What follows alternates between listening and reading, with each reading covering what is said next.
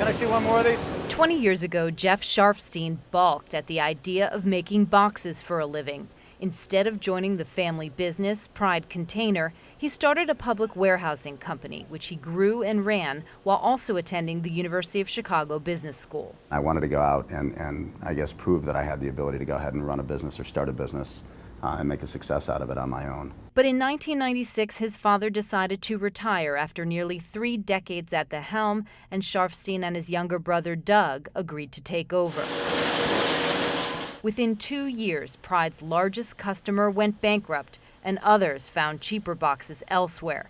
Revenue was sagging like wet cardboard, and the company was saddled with debt. One way I was certainly motivated was doing anything and everything I could from seeing my father's dream fall apart. Here, my father spent decades basically building an incredibly successful business with a wonderful reputation, and here the third generation son comes in, typical I guess, and practically destroys the business. But Sharfstein's entrepreneurial instincts kicked in. He knew the company would not survive the cutthroat competition of the corrugated box industry. Quite frankly, we thought that we truly could be a non-entity.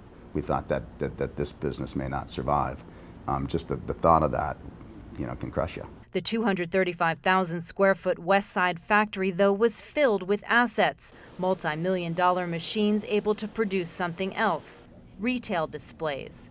A new company was born, Strive Group, which not only makes the branded cardboard holders for everything from shampoo to soda, but also designs and delivers them with the products packaged inside. Before, we were delivering brown corrugated boxes to local customers.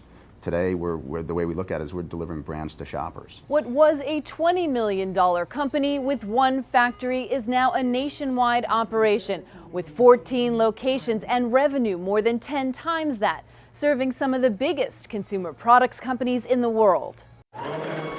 The transition was not easy. Sharfstein needed people who understood in-store merchandising. In 2000, the company made its first acquisition ever, buying a design firm. In order to do it, he borrowed $2 million from one of his biggest vendors. After a couple more deals, Strive now has 600 full-time employees nationwide and as many as 3,000 temporary workers on any given day. This particular promotion. Like other entrepreneurs, Sharfstein says managing that growth has been his biggest challenge. His greatest lesson? Put the health of the company first, not its history. It was a wonderful culture that my father and grandfather built, a fantastic culture. But it was a culture that eventually just had to change, and it was really a function of survival. So if you haven't made any really challenging decisions recently on people in your organization that have been around and they're there just because they're there, I would strongly recommend that you just go back and reevaluate that.